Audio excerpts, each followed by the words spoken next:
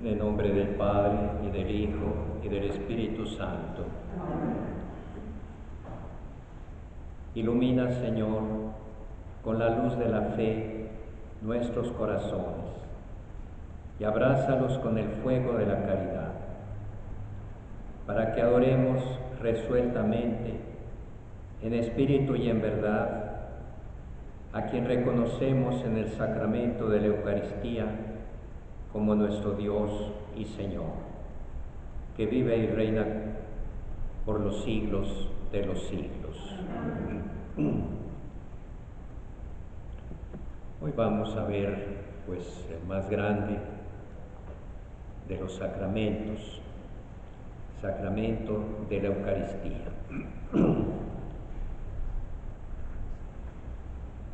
No hay palabras suficientemente completas para expresar la grandeza de este sacramento.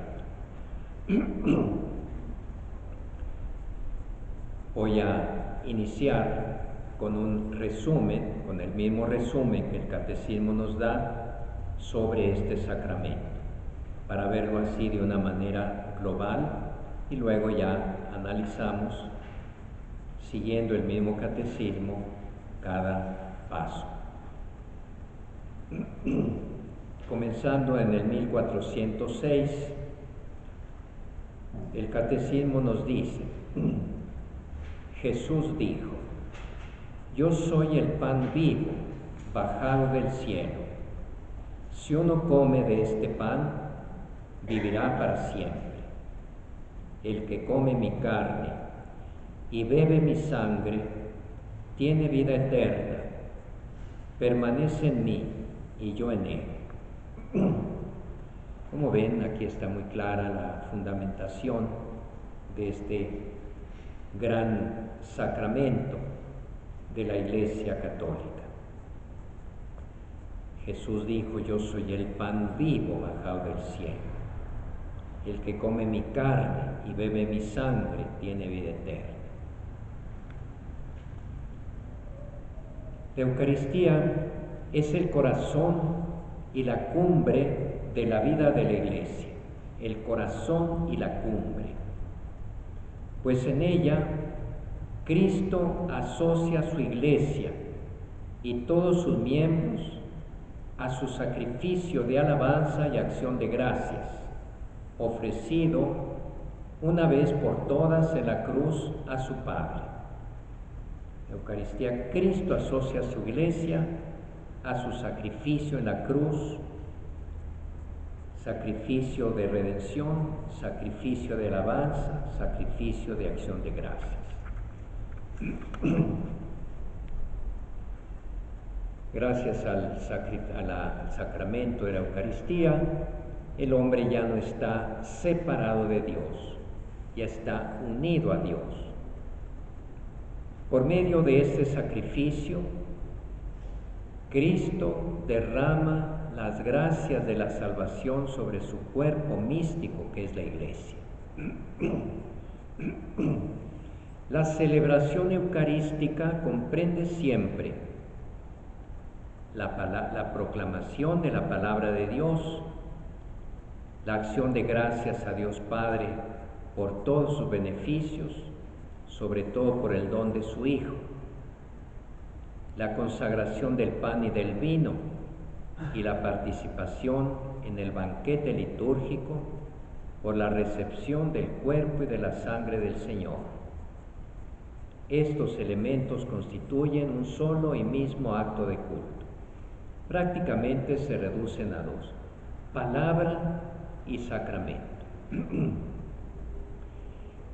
La misa, recuerden ustedes, pues primero se lee la palabra de Dios, se explica, y luego viene la consagración del pan y del vino. Palabra y sacramento. La Eucaristía es el memorial de la Pascua de Cristo. Sabemos que la Pascua de Cristo es el acto culmen de la vida de Cristo. es decir, de la obra de la salvación realizada por la Iglesia, realizada por la vida, la muerte y la resurrección de Cristo. Él nos redimió, nos salvó, nos rescató del pecado, nos devolvió a Dios en toda su vida, como ya lo vimos, todos los actos de Jesús desde su encarnación, cada día todo lo que hacía era consagrar a nosotros, consagrarnos a Dios. Pero alcanzando el culmen de esa vida con su muerte y resurrección. Todo eso se hace presente en cada acción litúrgica. Es Cristo mismo, sumo sacerdote y eterno de la nueva alianza, quien por el ministerio de los sacerdotes ofrece el sacrificio eucarístico. Es Él mismo, el que ofreció su cuerpo y su sangre en la cruz por nosotros, es el mismo que se ofrece en la misa, actualizando aquel sacrificio, no un nuevo, sino el mismo sacrificio, pero ahora lo hace por medio de un sacramento, por medio de los sacerdotes. Y es también el mismo Cristo realmente presente bajo las especies de pan y de vino, la ofrenda del sacrificio eucarístico. Solo los presbíteros válidamente ordenados pueden presidir la Eucaristía y consagrar el pan y el vino para que se conviertan en el cuerpo y la sangre del Señor. No, aquí diríamos solo los sacerdotes, que presbítero pues sí hay que distinguirlo del obispo, pero un sacerdote no, porque el obispo también es sacerdote. Entonces, obispos y presbíteros, o sea, solo los sacerdotes pueden presidir la Eucaristía y consagrar el pan y el vino. Los signos esenciales del sacramento eucarístico son pan de trigo y vino de vid, sobre los cuales es invocada la bendición del Espíritu Santo, la epíclesis, y el presbítero pronuncia las palabras de la consagración dichas por Jesús en la última cena. Esto es mi cuerpo, entregado por vosotros. Este es el cáliz de mi sangre. El sacerdote no dice, dijo Jesús que aquello era su cuerpo, no. Habla como si él fuera Jesús, porque está haciendo las veces de Jesús. Por la consagración se realiza la transustanciación del pan y del vino en el cuerpo y la sangre de Cristo. Por eso lo vamos a ver más despacio. Bajo las especies consagradas del pan y del vino, Cristo mismo, vivo y glorioso, está presente de manera verdadera, real y sustancial, con su cuerpo, con su sangre, con su alma, con su divinidad, en la Eucaristía. En cuanto sacrificio, la Eucaristía es ofrecida también en reparación de los pecados de los vivos y los difuntos. O sea, el sacrificio de Cristo fue para el perdón de los pecados de toda la humanidad de todos los tiempos. Pero en cada misa se puede ofrecer de una manera más específica por las personas que uno quiere, y para obtener de Dios beneficios espirituales o temporales. El que quiere recibir a Cristo en la comunión eucarística debe hallarse en estado de gracia, no necesariamente ser santo o perfecto, no, pero sí en estado de gracia, aunque en un proceso de continua santificación, que puede estar muy atrás o muy adelante, pero por lo menos no estar en pecado mortal, no estar aferrados a ese pecado mortal. Si uno tiene conciencia de haber pecado mortalmente, no debe acercarse a la Eucaristía sin haber recibido previamente la absolución en el sacramento de la penitencia. La Sagrada Comunión del cuerpo y de la sangre de Cristo acrecienta la unión del comulgante con el Señor, claro, se une uno más estrechamente a Cristo. También le perdona los pecados veniales y lo preserva de pecados graves, puesto que los lazos de caridad entre el comulgante y Cristo son reforzados. La recepción de este sacramento fortalece la unidad de la Iglesia, cuerpo místico de Cristo. La Eucaristía es el sacramento de la unidad. La Iglesia recomienda vivamente a los fieles que reciban la Sagrada Comunión cada vez que participan en la celebración de la Eucaristía, y les impone la obligación de hacerlo por lo menos una vez al año. Puesto que Cristo mismo está presente en el sacramento del altar, es preciso honrarlo con culto de adoración. O sea, no nada más en el momento de la misa, sino que si quedan especies consagradas, que generalmente es el pan, no el vino, ese no se guarda.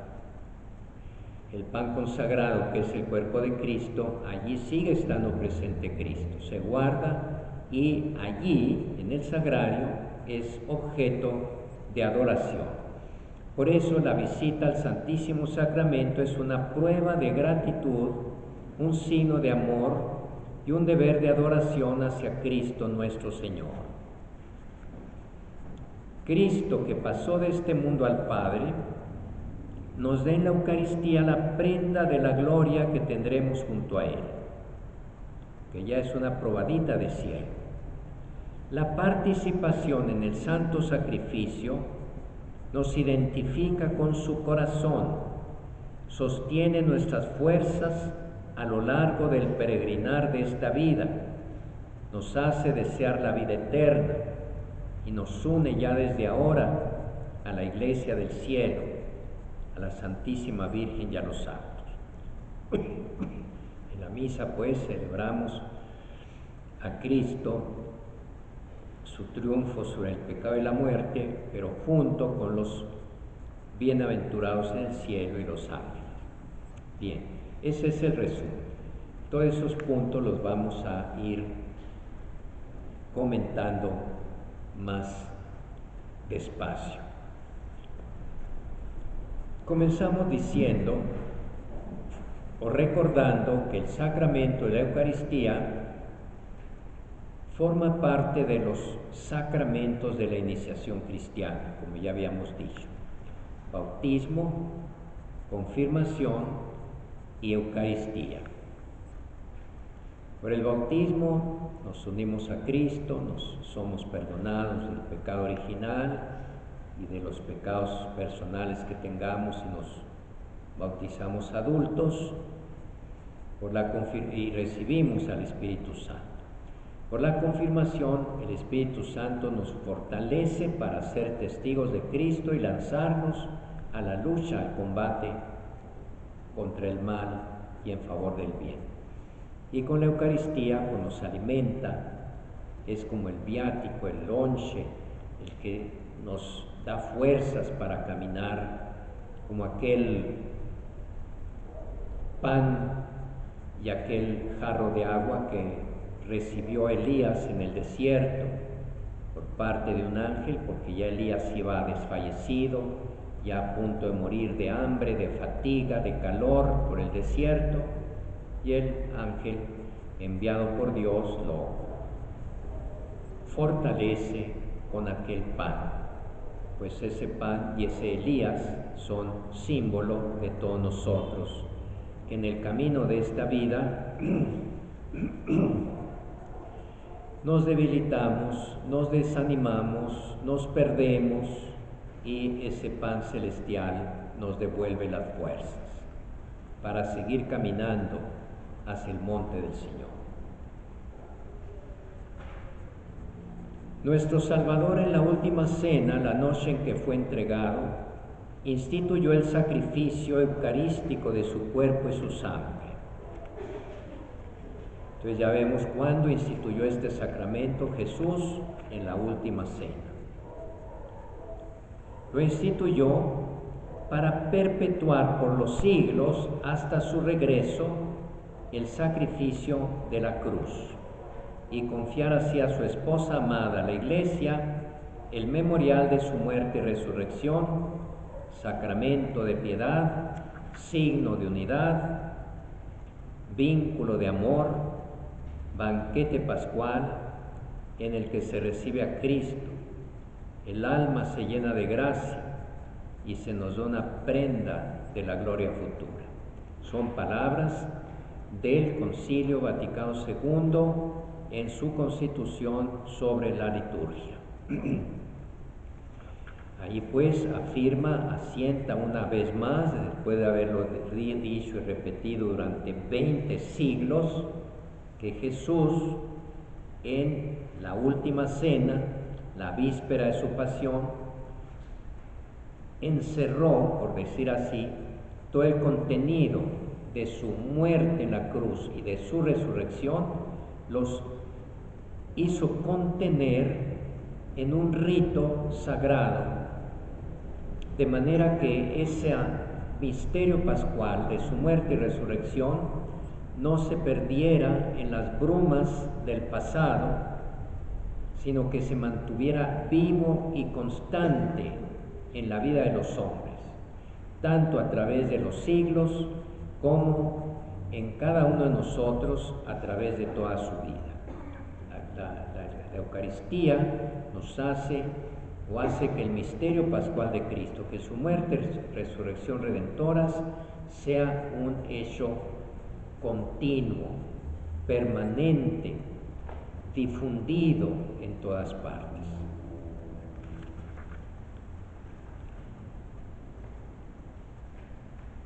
Decíamos que la Eucaristía es fuente y culmen de la vida eclesial. Fuente porque ahí brota la gracia para estar unidos, para ser cuerpo místico de Cristo.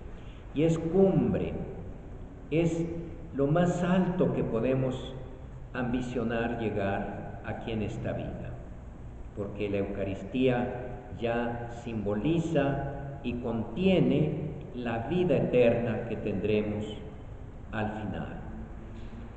Por eso dice, la Eucaristía es fuente y cima de toda la vida cristiana. Los demás sacramentos, como también los ministerios eclesiales y las obras de apostolado, están unidos a la Eucaristía y a ella se ordena.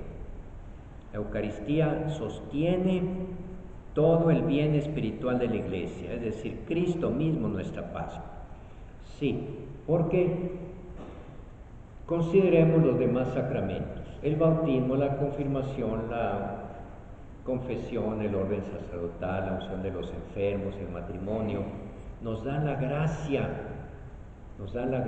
de Dios, todos dan la gracia, nos hacen participar de esa gracia que brotó de Cristo muerto y resucitado. Pero la Eucaristía no solo nos da la gracia, sino al autor de la gracia, aquel de donde nos viene la gracia. Él se hace presente, vivo y verdadero en la Eucaristía y lo recibimos, entramos en comunión íntima, personal con Él.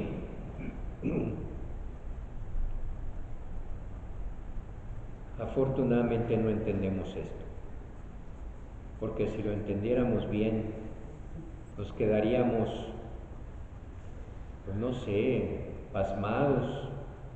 Es que es demasiado. Hasta cierto punto casi diría que es una defensa del creyente que, aunque cree que Cristo está presente en la Eucaristía, tomarlo un poquito a la ligera. Quiero que me entiendan bien, porque si asumiéramos totalmente la realidad de la presencia de Cristo en la Eucaristía, pues estaríamos ante una presencia que nos tendría paralizados. Es lo que un historiador de las religiones, hablando de todas las religiones, pero en concreto para nosotros la cristiana, siente el hombre pequeño, en su pequeñez, en su suciedad, en su indignidad, frente al misterio de lo sagrado. Se siente aterrorizado, se siente avasallado ante esa presencia. Sin embargo, dentro de lo posible, hay que mostrar con signos claros nuestra fe en que Cristo está presente en la Eucaristía. Por ejemplo, al ir a comulgar, al entrar en un templo donde esté el Sagrario con el Santísimo, entramos en una dimensión sobrenatural insertada aquí en nuestra vida natural, en la tierra.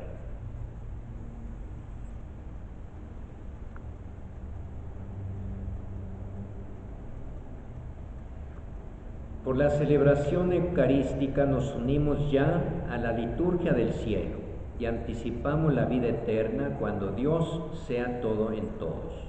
En resumen, Eucaristía es el compendio y la suma de nuestra fe, porque nuestra fe está puesta en Jesucristo, y en la Eucaristía está Jesucristo vivo y verdadero, presente, aunque bajo los signos sacramentales. No le vemos el rostro, no escuchamos su voz, pero allí está Él como Él lo prometió. Nuestra manera de pensar armoniza con la Eucaristía y a su vez la Eucaristía confirma nuestra manera de pensar, dice San Ireneo. Con razón, participar de la Eucaristía es como la piedra de toque o como la garantía de ser un buen cristiano, un buen católico.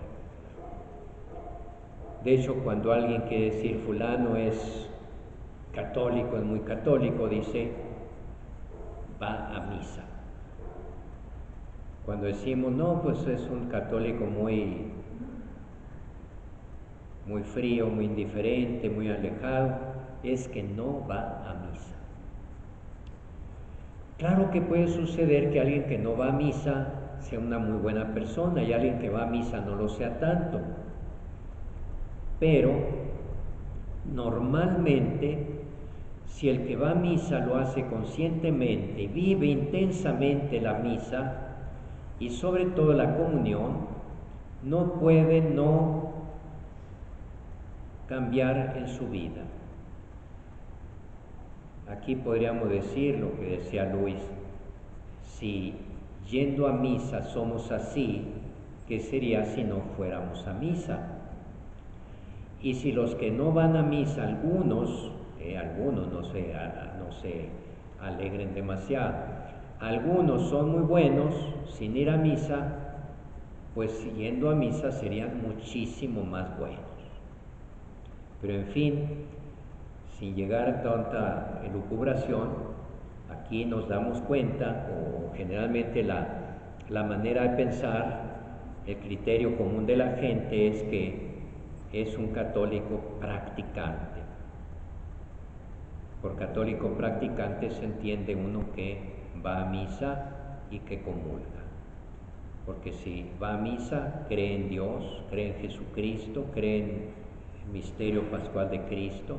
Si recibe la comunión es porque se ha confesado, está en gracia de Dios, procura estar en gracia de Dios. Si cae, se levanta, se confiesa y sigue comulgando. O sea, está en un proceso continuo de santificación.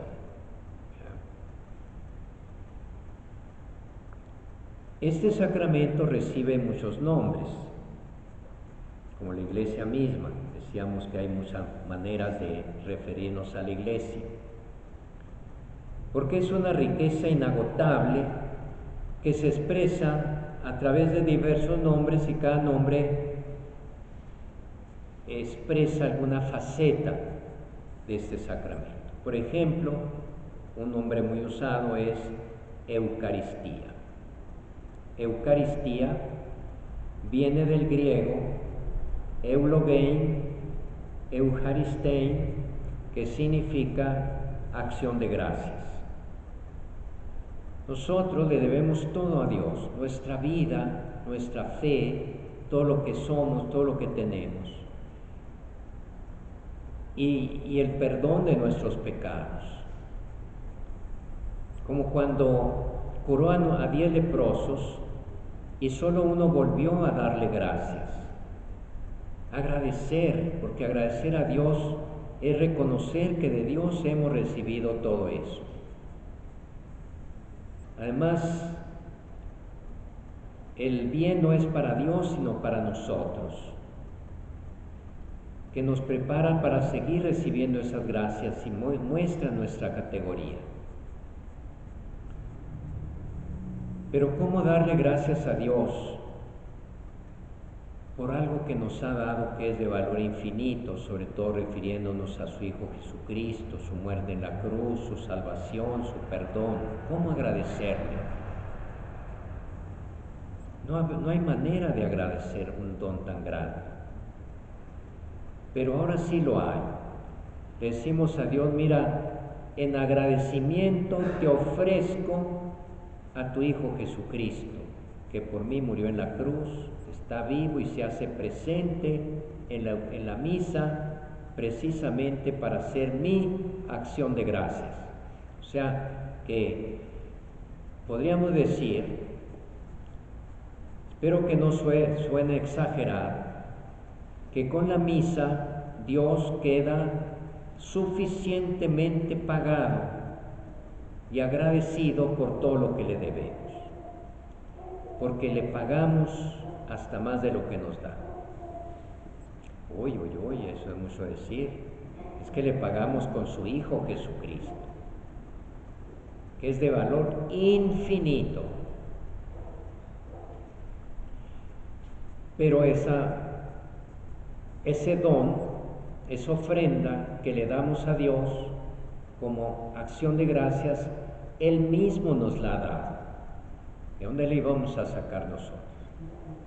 Entonces Él, como quien dice, no teniendo nosotros para pagarle, nos da para que le paguemos. Y nos da con creces, nos da a su Hijo Jesucristo. Eucaristía. Así como uno de los 10 leprosos volvió a dar gracias a Dios cuando se sintió curado, así también los domingos, después de vivir toda la semana, de trabajar, de luchar, uno debe sentir la necesidad de agradecer a Dios, si es que la fe nos lleva a reconocer que de Él viene todo bien. Entonces hay que agradecerle. Por eso venimos a misa los domingos. Otro nombre, banquete del Señor. Hay una oración que dice: oh sagrado banquete en el cual recibimos a Cristo. El alma se llena de gracia y se nos da una prenda de la gloria futura. Banquete. Porque se trata de la cena que el Señor celebró con sus discípulos, o sea, esa representación del sacrificio en la cruz la hizo en el contexto de una cena, pero no de cualquier cena, sino de la cena pascual, de la cena que conmemoraba un hecho glorioso en la historia de Israel, que era su liberación de Egipto. Entonces no era cualquier cena, era un banquete, una cena ritual, una cena muy especial. Pues allí fue donde Cristo estableció la nueva alianza en su sangre, ya no en la sangre de los toros y animales con que los judíos tratan de ofrecer el sacrificio a Dios, pues ahora es la sangre del Hijo de Dios, que se hizo hombre para tener sangre, ¿verdad? Que se hizo hombre para tener sangre y poder ofrecerse por nosotros. Entonces la misa es un banquete, de hecho hay en ella comida, hay pan y vino, ¿verdad?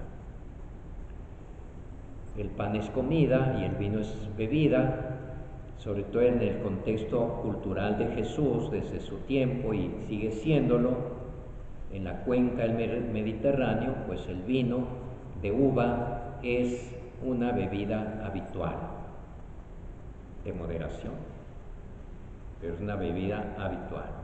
Entonces, el pan y el vino representan la comida, representan el alimento en general. Y aquí, más que alimentar nuestro cuerpo, porque es muy poquito lo que recibimos, es alimentar nuestra alma, nuestra vida espiritual, todo nuestro ser. Y el cuerpo también recibe beneficio de eso.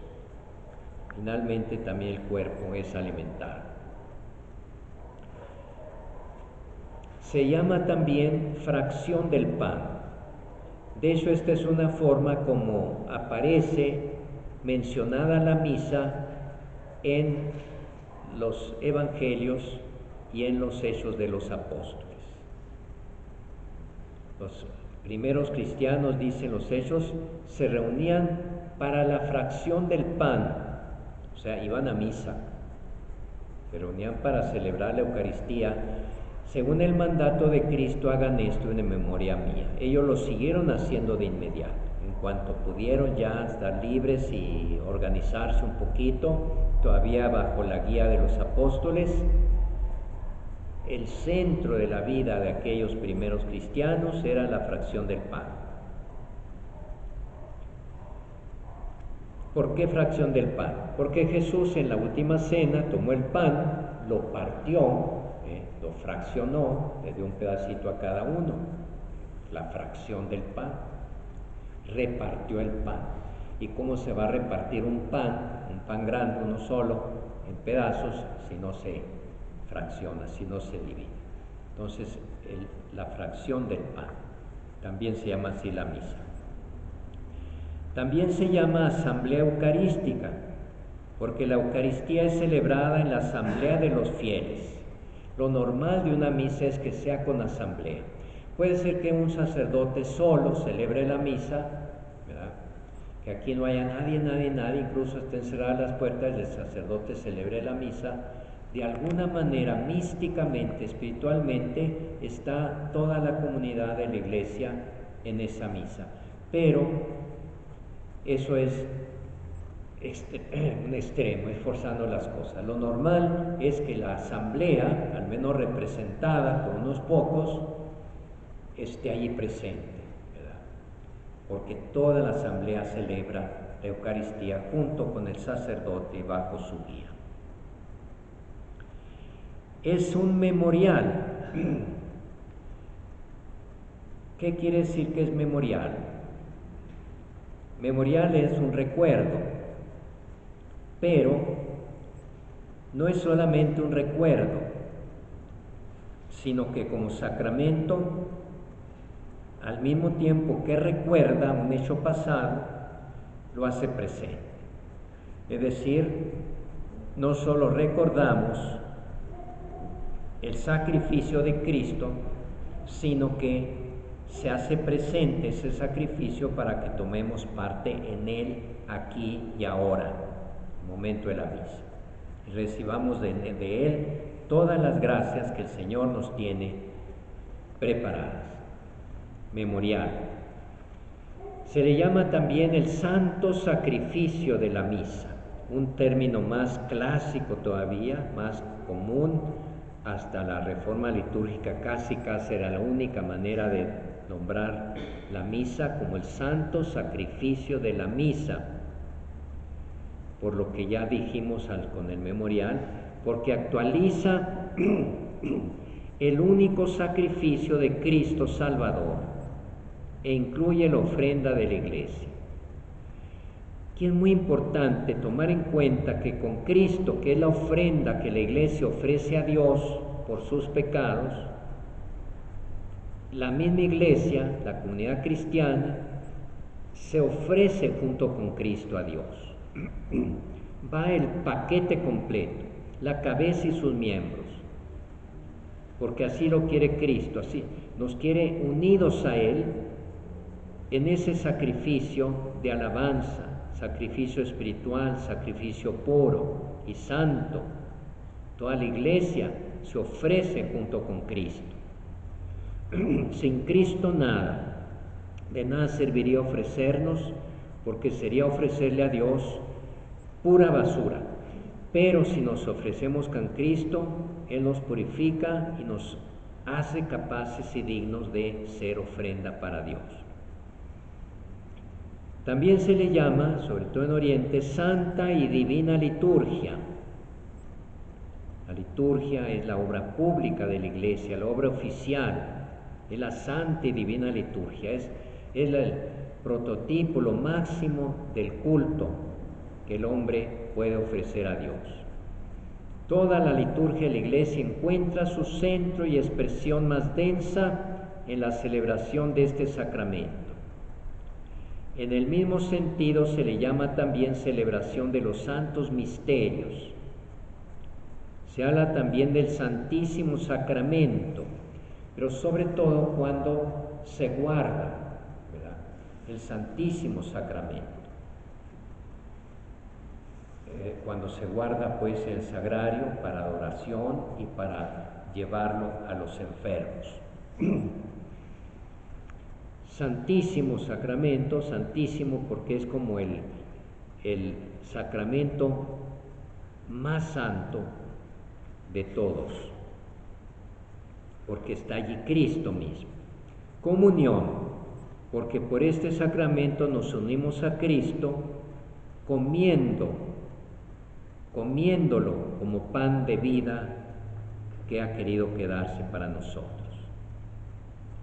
Pero no solo por la comida, sino también porque nos une en comunión.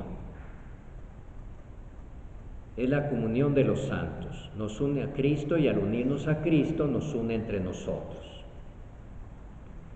Qué raro debería sentirse que dos personas que han comulgado, por ejemplo, dos hermanos o esposos o amigos, después se peleen, o se traicionen, o se insulten, o se hagan daño. Pero ¿cómo? Si la Eucaristía nos ha unido en una fraternidad muy fuerte.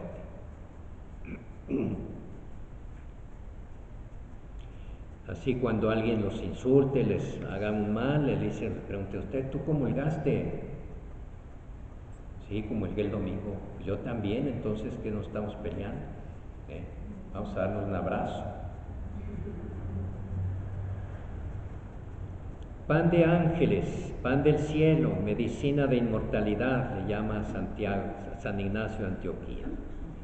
Finalmente se le llama la Santa Misa, tal vez es el nombre más común. Voy a misa, se está celebrando la misa.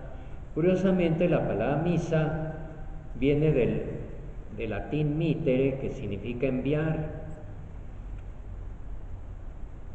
y pues significa que al terminar la misa, antes sea ite missa est, váyanse, la misa ha terminado, pero váyanse a cumplir ahora con la misión que tienen ustedes. Misa o viene de enviar o viene de misión, que también tiene relación con enviar. Porque la liturgia en la que se realiza el misterio de salvación se termina con el envío de los fieles, con la misión, a fin de que cumplan la voluntad de Dios en su vida cotidiana.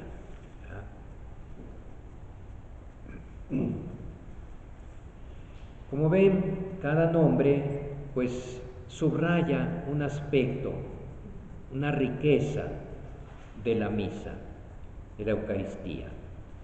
Es como verlo por diferentes ángulos para tratar de abarcar toda la belleza y la riqueza que tiene este sacramento. Los signos del pan y del vino. En el corazón de la celebración de la Eucaristía se encuentran el pan y el vino que por las palabras de Cristo y por la invocación del Espíritu Santo se convierten en el cuerpo y la sangre de Cristo. Fiel a la orden del Señor, la Iglesia continúa siendo en memoria suya hasta su retorno glorioso lo que Él hizo la víspera de su pasión. Tomó pan, tomó el cáliz lleno de vino. Al convertirse misteriosamente en el cuerpo y la sangre de Cristo, los signos del pan y del vino siguen significando también la bondad de la creación. Así en el ofertorio, que es la preparación de las ofrendas, la presentación del pan y del vino que se han de convertir en el cuerpo y la sangre de Cristo, damos gracias al Creador por el pan y el vino, fruto del trabajo del hombre, fruto de la tierra y de la vid, dones del Creador.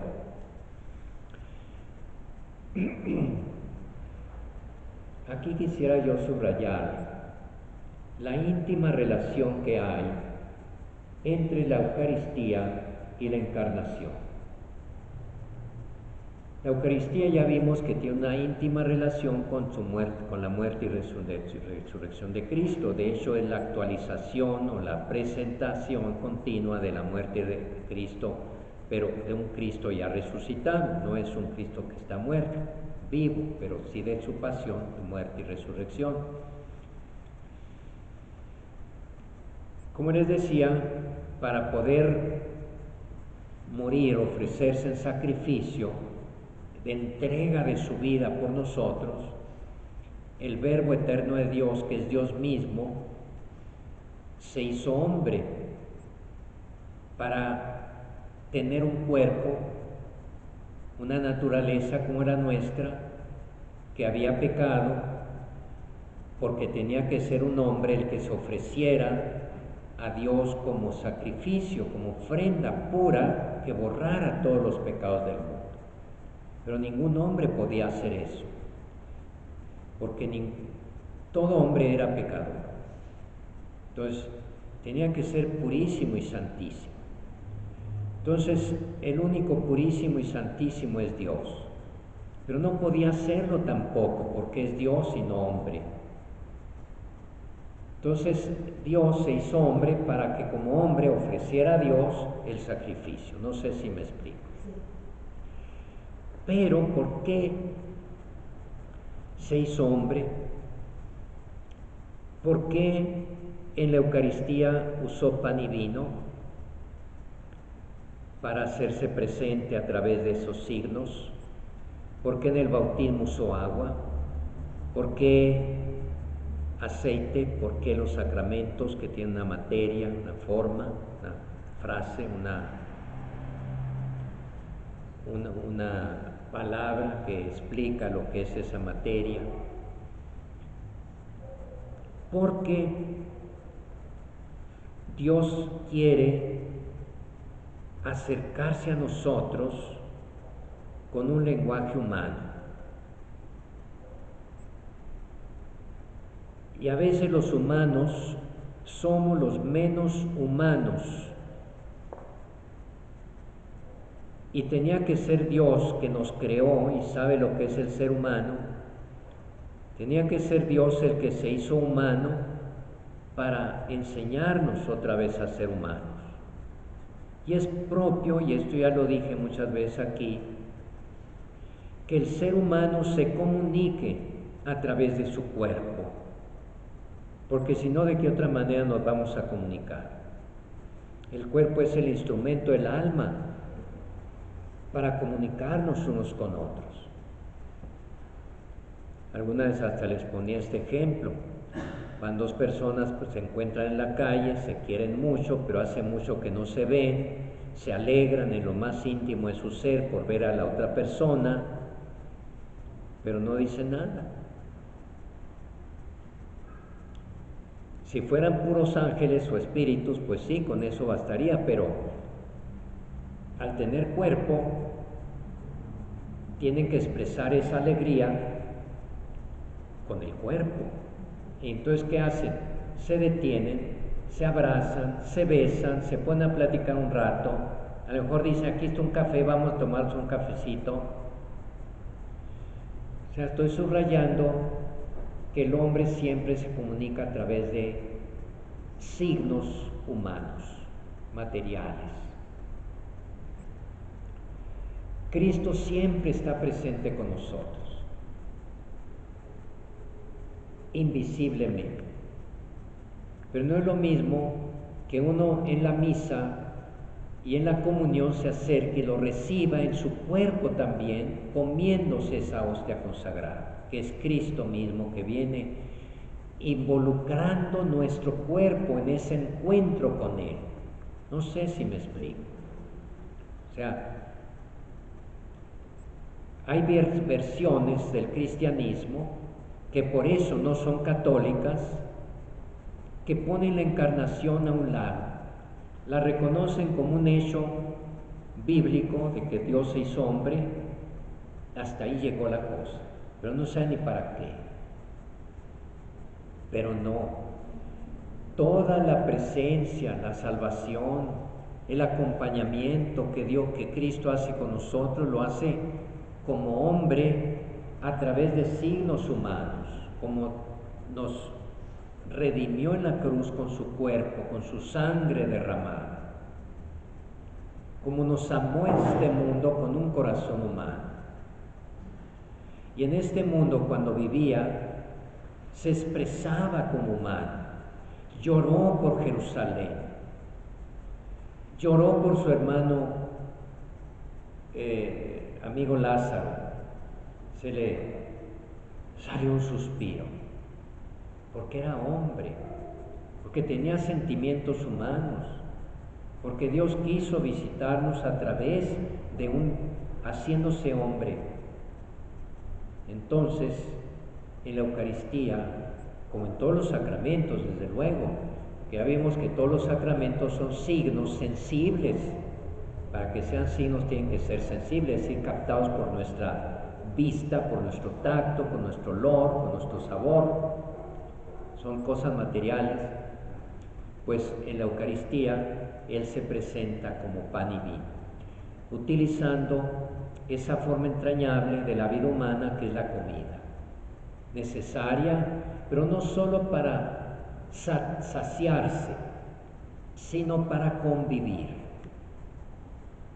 Por eso siempre que hacemos una fiesta, que celebramos el cumpleaños, que en la graduación, se hace una cena, una comida. Todo lo queremos arreglar comiendo, en unas palabras, y bebiendo. Pues también Jesús, porque eso está implícito ya en nuestra naturaleza humana. Entonces, si Él quería reunirnos, quería alimentarnos, quería estar con nosotros, ¿cómo lo iba a hacer sino a través de un signo? Podía haber usado muchos signos. De eso en el bautismo usa el agua, en la unción de los enfermos usa el aceite, pero aquí usa el pan y el vino. A lo mejor si hubiera nacido en Petatitlán de las Altas de los Nopales, hubiera usado tortilla y pulque, no sé, pero nació en un contexto donde el pan y el vino era la comida usual y sigue siéndolo también. Pan de trigo y vino de uva, que además no es algo extraño a nosotros. También nosotros comemos pan de trigo o tortillas de harina de trigo y de vez en cuando, aunque no lo usemos todos los días, el vino de mesa. Entonces ven ustedes qué humano es Jesús. Quiso quedarse con un signo, con un sacramento entrañable, que es parte de nuestra vida diaria, que usamos para divertirnos, que usamos para convivir, que usamos para expresar amistad. Cuando queremos una persona, le invitamos a la casa o nos le invitamos a un restaurante, vamos a comer, vamos a cenar, vamos a desayunar. El humano. Eso hizo Jesús. Los invito a cenar. Y ahí en la cena hace lo que hizo en la última cena. Nos va a dar pan y vino, nos va a dar comida en la cena. Pero antes de dárnosla, dice, este pan y este vino soy yo mismo. Así es que cómanselo, al comerlo se alimentan de mí, realmente.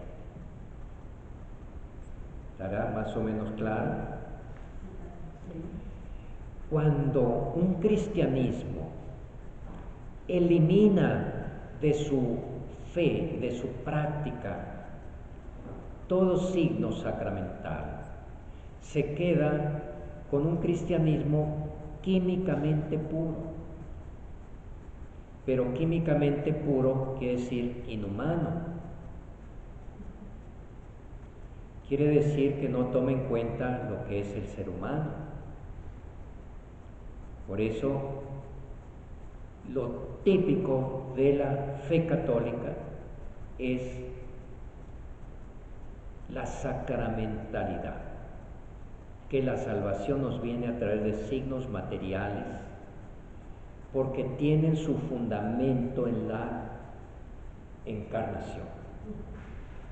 Porque Dios, siendo Dios infinito, Espíritu purísimo, invisible, se abajó, se humilló, se hizo hombre, y ciertamente muy pequeñito, como antes de nacer en el seno de María, se fue formando, nació como un bebecito, creció como un niño, se estiró como un adolescente, se fortaleció como un joven,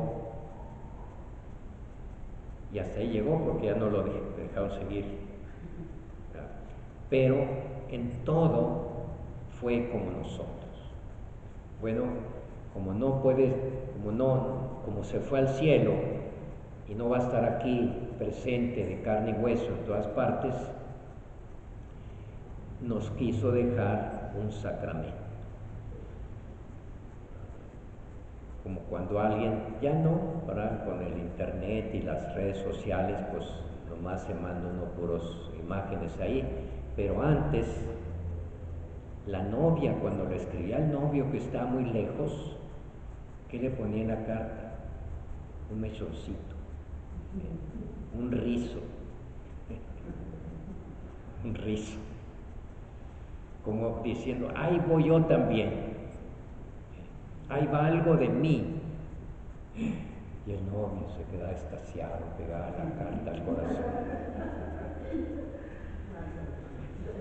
Pues Jesús dice, ahí va, no algo de mí, ahí voy yo, pero una forma que se multiplica por millones de veces diariamente en todo el mundo.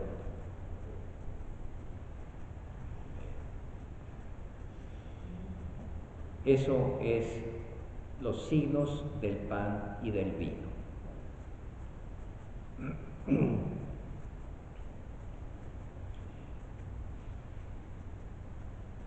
Ya desde antes, en el discurso de Juan, el capítulo 6, Jesús anuncia que habrá que comer su carne y beber su sangre para tener vida eterna. Y la gente se asustó. Pues cómo nos iba a asustar, que no eran caníbales. Digo, no, ese está loco, vámonos, ¿quién va a oír esa tarugada? Y entonces Jesús, en lugar de decir, no, vengan, si yo estaba exagerando, estaba hablando metafóricamente, era mentirita, no, si quieren irse, váyanse, pero el que no come mi carne y bebe mi sangre no tiene vida eterna. Y les dijo a sus apóstoles, ¿y ustedes también quieren irse? Si quieren irse, ahí está la puerta. Y Pedro, que siempre se adelantaba, como saben ya, le dijo, pero ¿a quién iremos si solo tú tienes palabras de vida eterna? Como diciéndole, mira, no entendemos nada. ¿Qué es eso de comer tu carne y beber tu sangre? No sabemos ni qué es eso, ni cómo lo vas a hacer. Pero si tú lo dices, confiamos en ti. Cosa que los otros no hicieron, se fueron. Y la fe de Pedro y la confianza de sus compañeros se vio colmada y premiada cuando en la última cena les dijo, tomen y coman, dándoles el pan. Esto es mi cuerpo. Entonces comprendieron que Jesús hablaba de la Eucaristía. Muy bien.